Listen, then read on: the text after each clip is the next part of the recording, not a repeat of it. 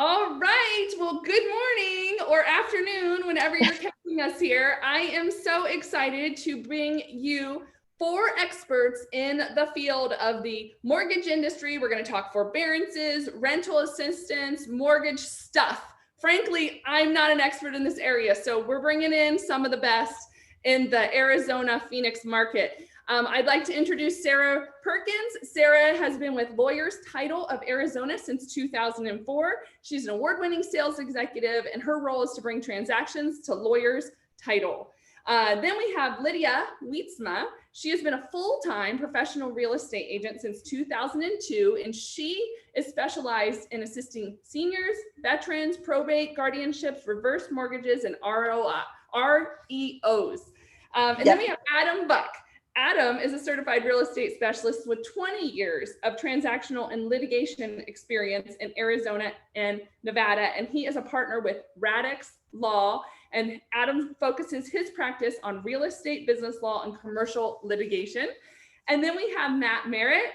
Matt has been in the mortgage business for 25 years, and he has helped over 2,000 families with their mortgage financing. So thank you all for being here today. We really appreciate it. Thanks, Jessica. You are welcome. So the way I'd like to get started, a lot of people have been hit really hard by being able to pay their mortgage, being able to pay their rent. So we get questions around this, and it's not our field of expertise, but we want to provide the resources so people understand what their options are. So can you each take a minute or two and just tell us a little bit about your profession and how you are involved in this industry? Does it matter who goes first? Lydia, go for it. No, okay. Well, I am a full-time real estate agent, and I was hired on by a servicing company about 2 years ago. So if someone does not make their mortgage payment and it goes into a foreclosure, it becomes an REO property. The bank owns it, and I actually facilitate the putting it back on the market and listing it.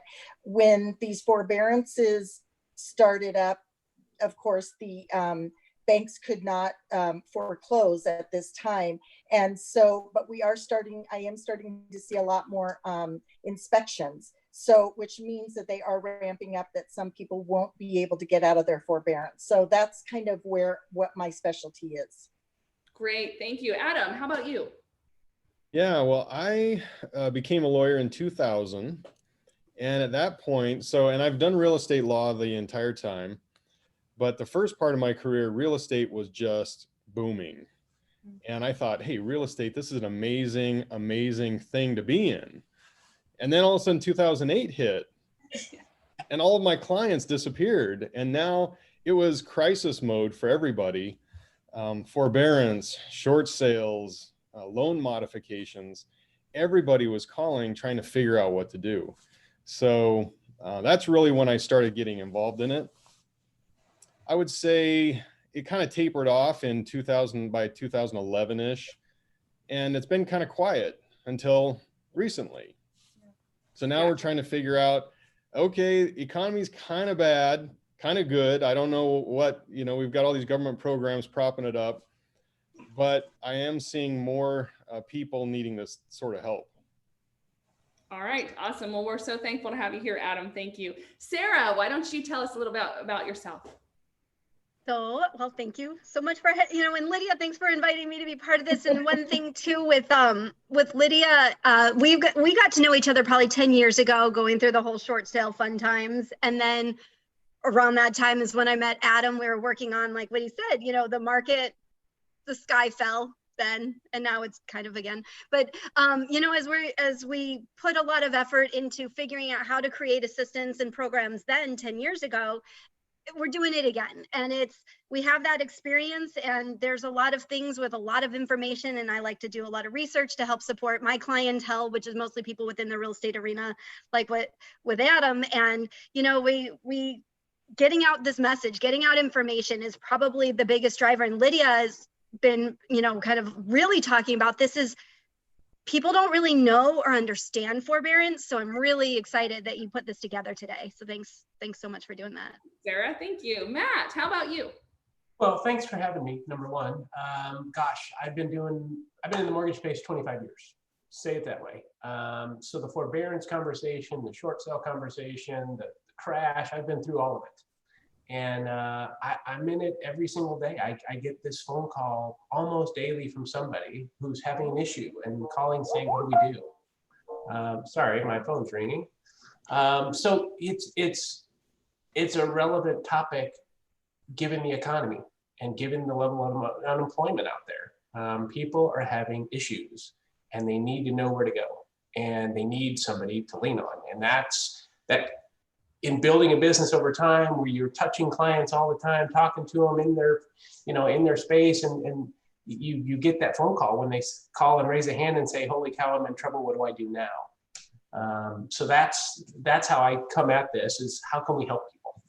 Yeah, so Nat, you've been doing this 25 years. You said you're getting calls every day about people struggling to pay their mortgages. Tell us, let's baseline this. What is forbearance? And can people buy a home if they've been through it? Well, so I'll give you the Webster's definition first. So the Webster's definition is a refraining of debt. So it is a pushing off of the obligation that you owe. So forbearance is, hey, I'm in trouble. We're going to put off your payments for a number of months, 3 months, 6 months, 12 months. And we're going to put that either on the end of your loan, or we're going to put it right after you come out of forbearance, you owe a lump sum. So there's a couple of angles there. But it's essentially you not being able to make a payment. And so it's, what's that? If I can just jump in, I think the interesting thing about forbearance is it's not really a static thing. It's not like something you pull off a shelf. It's a forbearance because you don't know what is on the back end. It could be a lot of different things for a lot of different people. So all you know as a forbearance is your payment's going to stop. But it's hard to say whether that's a good thing or a bad thing until you know the rest of the story. What's scary about it, Adam, is that people don't really have a true understanding of what they're getting into. They hear relief. They hear relief and they say, I'll take it. Yeah. And they don't really understand the end of it. Yeah, so we've heard a lot about the CARES Act, stimulus funding, stimulus plan, and we have been getting tons of information out as best as we can. But one thing we always hear is deferment. So the word we hear is not necessarily forbearance necessarily, but we hear deferment. Is that the same thing? Is that, what does that mean? It's as if you said tissue or Kleenex. It's the same thing. Okay. And that's been my fear all along, is deferring payments. Is it all due when, if we're deferring our payment or in forbearance, is it all due when that timeline is up at the end of the year, when maybe rental assistance or whatever the rules are right now? Does that mean everything's due January 1st, or does it depend? Adam, can you speak to that? I mean, I think it comes with. Yeah, it totally depends on the lender, what they're willing to do. Okay. One of the interesting things, and it depends on if it's federally backed mortgage or a private mortgage as well. So federally backed mortgages have a lot more, I would say, compassion built into the law, the CARES Act. And in fact, as I was looking at this, FHA loans, for example, you can get a 6 month to a year forbearance, and then they can take that and they can put it as a second lien on your house so that you don't have to pay it until you sell the house. Oh, wow. I mean, that's very generous. I don't know private lenders if they do the same thing, but essentially they're saying, we're just going to package this up. You're going to deal with it later, but you don't have to make higher payments. You don't have to make more payments right now once you start back on. So that's just an example of what could be done, not necessarily what everybody does. Yeah. And Jessica, it's basically for just simple, it's basically a short version of a loan modification is what really forbearance is. And I was on a call last week with the director of Freddie Mac. Freddie Mac and Fannie Mae are the two investors that basically loan us money for our mortgage. And there's a middleman in between, which is the servicing company where we make our payments. So that middleman could be your bank or it could be a servicing company. And that's who we make our house payment to, is that servicing company. So when the pandemic hit at the beginning of the year, Freddie and Fannie got together because they were the two largest companies. There's other smaller ones that also kind of went in with this as well, but they got together and said, we need to help our homeowners, because they are in the business of home ownership, which is what we all are as well. So when they did that, they basically went to their servicing companies and said, you need to help these folks stay in their home. And so every forbearance was different depending on the servicing company or the bank that you do. So that's why, and it never went through a title company because it never got recorded. So the problem is now everybody's got a different plan, and the plans that they started out in the beginning have changed since now. And that's also kind of why it's hard to talk in generality, because there's so many different programs with different servicing companies. Yeah, everything's made easier through our government choices sometimes. Huh? Let's, Sarah, give us some reality on this. I'm going to open up a slide that you gave us, and a PowerPoint slide. Give us some stats and right now on foreclosure or forbearances. So thank you so much for putting that up. And, you know, I like to kind of think about, like, in exactly what Lydia just said, forbearance has evolved a lot, and it's only been 6 months. We've never had government programs evolve that much in 6 months. So, you know, you think about this, where initially what they had planned on and then what it is today. That's why these conversations are so important. But initially when they rolled this out as part of the CARES Act, because forbearance has been around, it's just now what's new about it is there's fewer penalties, I guess is the word I'm looking for. But initially when they rolled this out, they were expecting about 30% of mortgage holders were going to go into forbearance or some sort of forbearance plan. We did peak in May at 8.6%, and today we stand at 6.81%. And that has been dropping a lot over the last 17 weeks. We've had 17 weeks straight drops going down, which is, you know, they're small, but they're consistent, and that's always a good thing. So if you want to actually put up the next slide, this actually shows what our forbearance looked like. And today we stand at about roughly 3.4 million loans are in a forbearance program. Now, one thing that I think is very interesting and why these conversations are so important is there are a lot of people out there that don't know about forbearance. They're afraid of it. They just don't understand. So there's a lot of people that are delinquent that really could benefit from these programs. They're just not having these conversations. So that's why these types of things are so important, because the plan really is to help people stay in their homes. Because what we went through 10 years ago with the massive foreclosures, we had all these vacant houses, and that's the worst thing for a healthy real estate environment. And right now, with real estate being as strong as it is helping the rest of the economy, because it really all does filter in together. What we just mentioned, there are so many different forbearance plans, and it's always important to talk to the servicer, talk to your lender. You know, the calls that Matt's getting, I'm really glad that you're getting those calls, Matt, because it's too scary that if people aren't having these conversations, right? Most forbearance plans are 3 to 6 months long, and they do have options to extend. And given now that we're 6 months into the pandemic, about 70% of loans in forbearance are currently on extension. And if you want to take the slide down, you don't. Yeah, I just had one question about the slide I wanted to ask. So it looks like, from my view, again, I don't have much experience in this area, we are at about the same rate we were pre-pandemic. Is that true?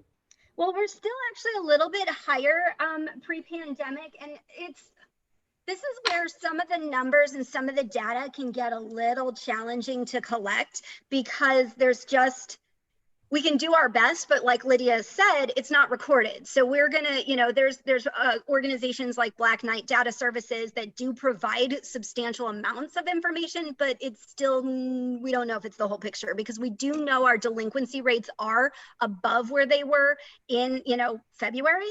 So when we're looking at it, it is, but we do have a ton of people that are coming out. So here's one of the things. So I can't answer that specifically to know what the difference is, because we don't know the full extent, but I do believe that it is still elevated. Of the 6.1 million homeowners who were in pandemic related forbearance plans, 41%, or about 2.4 million, have since exited the program, currently paying. So we know that the forbearance programs are working. We know that people are figuring out how to kind of get themselves back into a position where they can make their payments, stay in their house. I mean, because we really want to keep people in their houses. That is the primary goal. Now, if there are other circumstances that require them to move, they have options as well. But that's some of the things that we know. We want to keep people in their houses. So this is good that we're having so much success with people coming out. And the record equity levels, and I know I briefly touched on how real estate is doing very well across the country. We have record equity levels, and it continues to improve. We're going to go back, touch on 10 years ago, we're all in the industry, no one had equity. So, today to see, it's like the average American has $177,000 in equity. So it really allows some freedom to have choices. And, 9% of homeowners in forbearance have less than 10% equity. So that's also another thing that's going to hopefully keep the levels down of like truly struggling people. And there are, but then again, you also have to look at, we've actually had, when we touch on the appreciation, 17% appreciation this year. 12 months, that's huge. That's Phoenix numbers. Now every market is different, but that is the Phoenix numbers, is 17%. And so that really low inventory is helping people who are struggling to have some more options. And I've kind of outlined a couple options, but I want to give other people some No, that's such great content. Adam, did you have a comment on that? Yeah, just to give some perspective, pre-CARES Act. So the CARES Act was enacted in March of this year. Before that, if you did a forbearance, you'd call up your lender and say, hey, I can't pay my mortgage. And they would say, okay, we'll let you defer this. We'll work something out. But there are always penalties associated with that. There's always a hit on your credit associated with that. So you might make it through, but your credit's terrible. And it eliminates your options. And because of all the fees that have been added on, it makes it less likely that you're ever going to stay in that home. So I think what the CARES Act was supposed to do is, let's eliminate the credit ding. So if you're current when you enter in the forbearance plan, we're not going to ding your credit. We won't charge you fees and penalties if you contact your lender. So really what they're trying to do is kind of give you a free pass for a short time. And Adam, is that, are those programs with the CARES Act valid until the end of the year currently? Yeah, so anybody, I think the biggest problem is people wait until they default and they get a ding on their credit. They're doing it too late. Okay. So if people can be proactive, realize there's this assistance out there, contact the lender, you might get 6 months without a payment and without a hit on your credit and without additional penalties. So, but the problem is that once you miss your payment, then your credit's already hit, and then it doesn't really benefit you as much. That's right. Right. And the meeting that I had last week with Freddie Mac was, they are suspending all late fees. So, which means there isn't going to be those fees, but that only goes till the end of the year. So, and there is, if you do have a Freddie Mac loan, there is going to be a small ding to your credit if you did do the forbearance. It depends on who owns your loan, who the one who owns your loan, with all this information as well. But what they are trying to do is they are suspending the late fees at this point through the end of the year. So the biggest thing for them, for Freddie and for Fannie right now, is we are in October. They want to see people figure out an exit strategy to get out of those forbearances, because forbearance was never, there are loan modifications that have been around for years, but this particular forbearance situation with the COVID virus was never intended to be a long-term situation. It was a short-term, and that's kind of how they're still reacting to it. So at least Freddie Mac, and probably Fannie is the same way. They want to see that you will be able to get out of your forbearance between now and the end of the year. That's great. Okay, so Can I yeah, add go one ahead, thing Sarah. really quick? Just in that is what they're and this is where it gets a little sticky. Is the borrowers are still being reported as late to the credit bureaus. They're just not being dinged for it. So we know that for now. You know, it's kind of like, then what? What does that mean? So people, this is not something that just, okay, I've got this free ride. It's not a free ride, and it's still being reported. They're just not having that negative consequence right now. That's great. Thanks, Sarah, for that clarification. Let me ask a different kind of question. I know you guys are on the mortgage and forbearance area, but do any of you have any insight into the rental assistance programs and what's available right now? A little bit. Okay, Sarah, a little bit that you have. I just, Save Our Home AZ. .gov is a really good resource for people both on the for rentals and for mortgages. It's local programs. There's also the CFPB, FHFA, HUD, VA, USDA did a national one through the CARES Act, and there's 2 websites that do offer a ton of assistance, guidance that anybody, if they're struggling to make any type of housing payment. And we can make sure that that's something that you share. Absolutely. Okay, let's go back to forbearances. Adam, this one's for you, I think, being our attorney on the panel today. If someone's in forbearance or took tax money for their business, can they renegotiate? And what could be some of the main issues with that? Yeah, I mean, taking that money, now, just to give you some perspective, what I think you're talking about is the Paycheck Protection Program loans that some businesses were getting. Yep. Or they have economic injury disaster loans. The EIDL. Yep. The EIDL. So the government was trying to get money to businesses so the businesses could pay their people, so their people could pay their mortgages. So that's the whole plan behind, free money to businesses. It wasn't really just, for free money for businesses. Right. It was to help people stay employed and pay their mortgages. In addition, I mean, it has both effects. So I think that did keep people current on their mortgages for quite a while. Now, just because you got that money doesn't mean that you're ineligible for any other programs. Hopefully, if they took that money as a small business owner or business owner, can they still possibly qualify for forbearance on their mortgage? Yes. Okay, so it doesn't eliminate them. No. Okay. That was the government's effort to avoid missing payments for rent for businesses and individuals. And if it didn't work, then you still have the same options as if you didn't take the money. No, that's great. That's good news. We have a lot of people that could have qualified for PPP or unemployment. They couldn't do both. And so we have had to be very clear about what you can and can't do.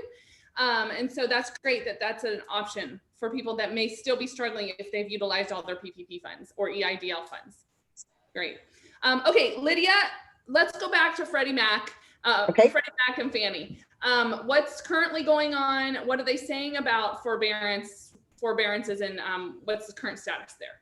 Right. So like I said earlier, they are suspending late fees, which should help families. But they really want to see folks getting out of these forbearances. The main issue that they found early on was they allowed the servicing companies to go in and help their own clients, basically.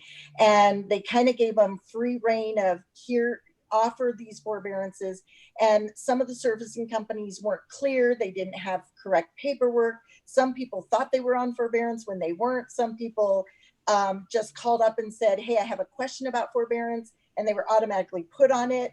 And then a month went down the road, and then they couldn't make their house payment because they were in forbearance. So those were some of the issues that happened early on. They have changed the programs as they've come along, really to take a forbearance is really more for people who lost their job to COVID or were put on furlough. What they have found though is that a lot of people have taken forbearance when they really didn't need to take it. They didn't lose a job. They just thought, oh, I'll take 6 months off and not pay my house payment. But there were at that time late fees that were connected with it. So some of that was becoming an issue. What they really want to see, the meeting that we had last week with Freddie Mac, and we have to assume Fannie is the same way, they really want to see folks off of these forbearances by the end of the year. We don't know if the CARES Act is going to continue. Maybe Adam knows more than I do about the CARES Act with that, but they don't know if they're going to extend that or if they're going to have anything after January. So what they really want to see is people having an exit strategy to get out of their forbearances. And there's different ways that you can do it.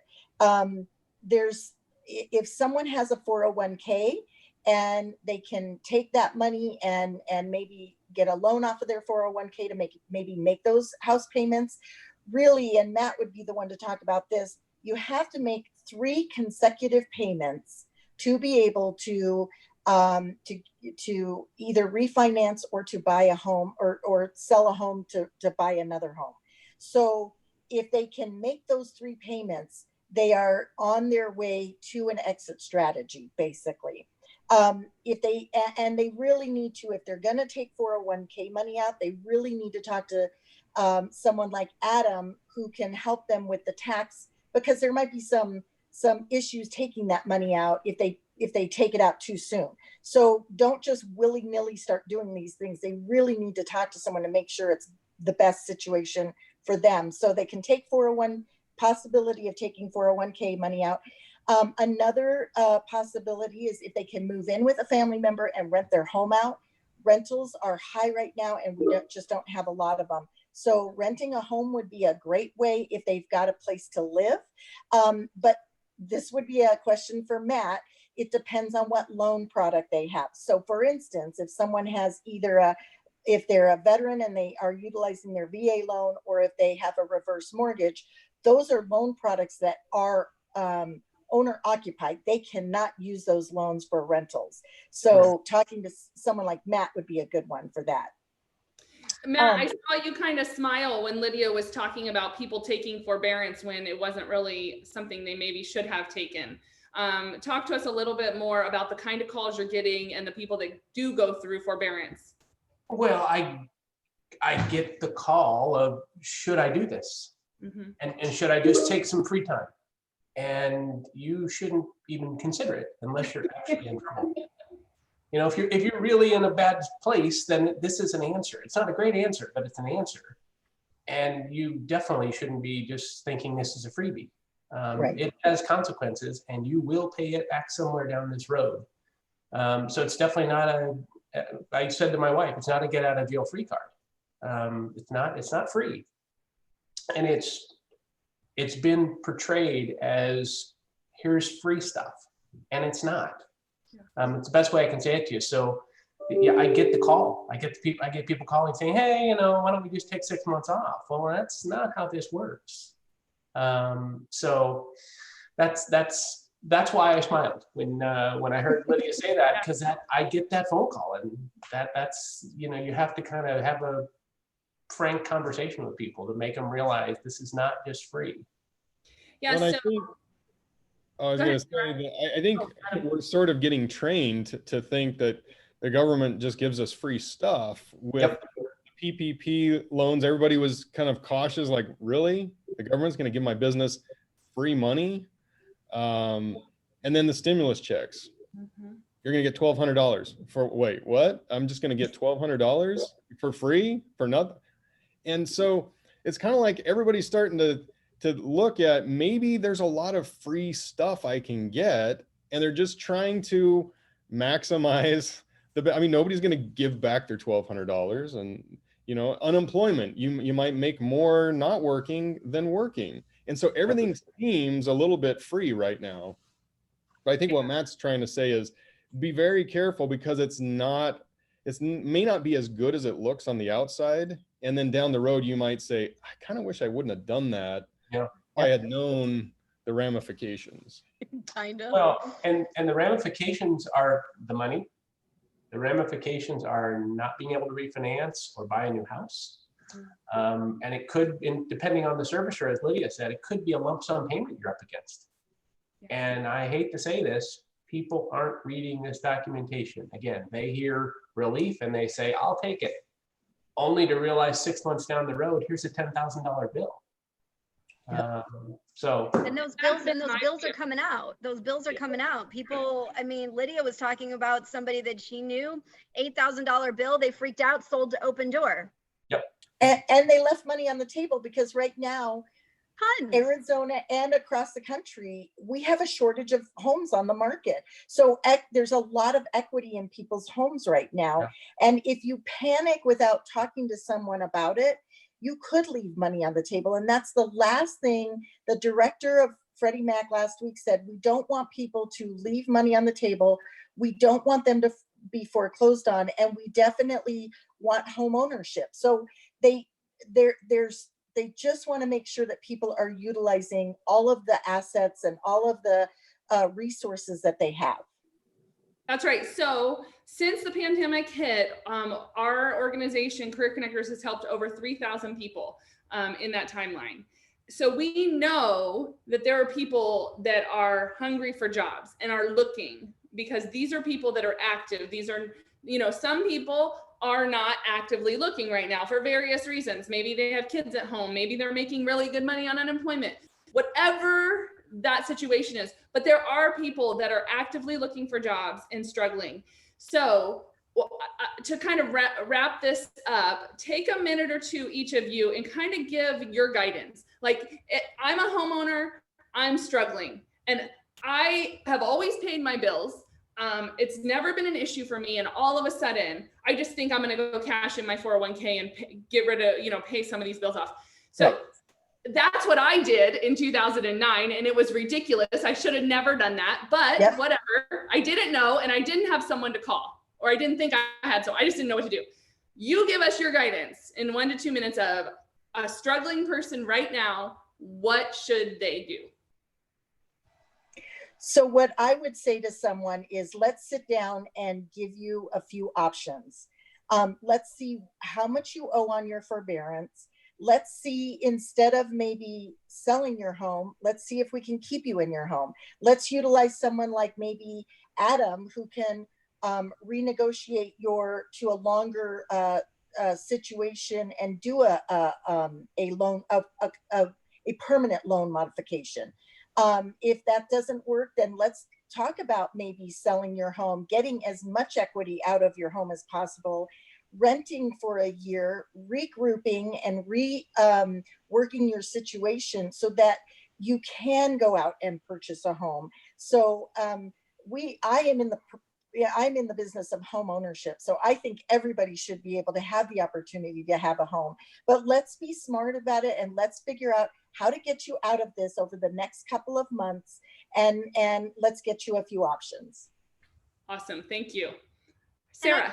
I want to dig in just to add a little bit of what Lydia, because Lydia and I talk about this a lot, but, bouncing off of what she just added is actually, when it comes to your 401k, you have two options. One of the things that actually you can do, and this has always been around with the 401k, you can actually borrow money from your 401k, and then there are not penalties for it. Talk to your 401k administrator. They're going to be able to guide you through it, but you can actually borrow money and pay yourself back with interest. And so, you're going to pay a little more, of course, but you're paying you. And so that's a benefit. The other one is actually, it's a provision through the CARES Act, is allowing you to do a one-time lump withdraw from your 401k without penalty. Now, again, talk to your 401k administrator, but that's going to be a way that you can get a pile of money right now. But that's if you have a 401k to pull from. Right. Lydia mentioned permanent loan modification, refinance, but, like Matt was saying, is you have to have certain things to be able to do that. You have to hit the, have numbers. You have to show that you've done your 3 months of consecutive payments. There's a lot of things that go into it, but that is an option. And given the amount of equity that we have, hopefully they can they can do it after, but they got to have those 3 months consecutive payments. Lydia mentioned the rental option. That is because rents have gone up, you know, appreciated just as much as houses have, or owned houses. You know, if you do a sell and then a buy, that's another option. You can stay within home ownership. You just maybe, you know, find terms that are going to be more agreeable and, you know, be able to take benefit of that equity. And the last one, what Lydia was saying is, you know, sell, pay off the loan, pay off the forborne amount, regroup and get back in as soon as you can. Great. Matt, what are your thoughts here? I think, what do you tell people? I mean, the big picture is this: know your options.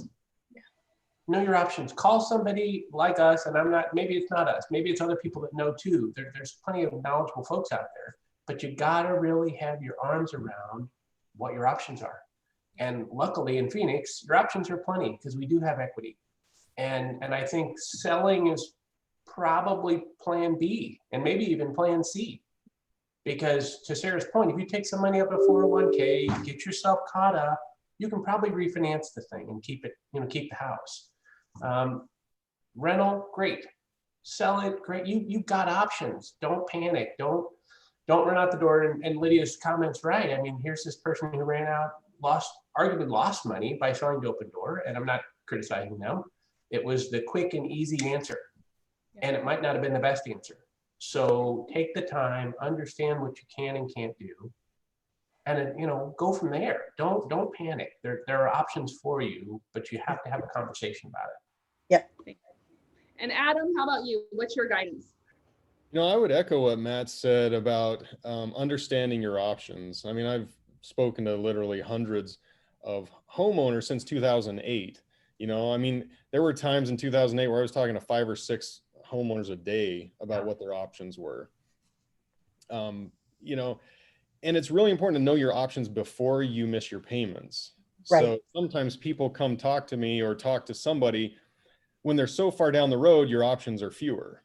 Right. So take the time, know your options now, and really, you know, finding out, is this a temporary problem or is this a long-term problem? Because a lot of times I see people trying to put a Band-Aid on something that is just never going to work. You talk about pulling out 401k money. I tell my clients, don't do it if at all possible. I mean, if you really think this is just a temporary thing, but the problem is people think it's temporary. They drain the 401k and then in a year, they're back to the same place where they were. They just don't have any retirement. So it's very important to know your options and don't freak out. You make bad decisions when you freak out. Yeah, I agree. Yeah, take a breath and find some people that know what to do and reach out to them. So we are going to post this in the contact information for all 4 panelists.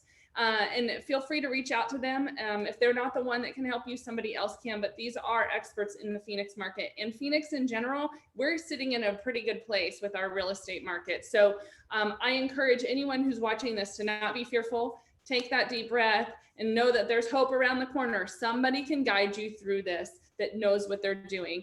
Thank you all for being here. We really appreciate it. And we'll drop off now. Thank you so much, everyone. All right. Thanks, Jessica.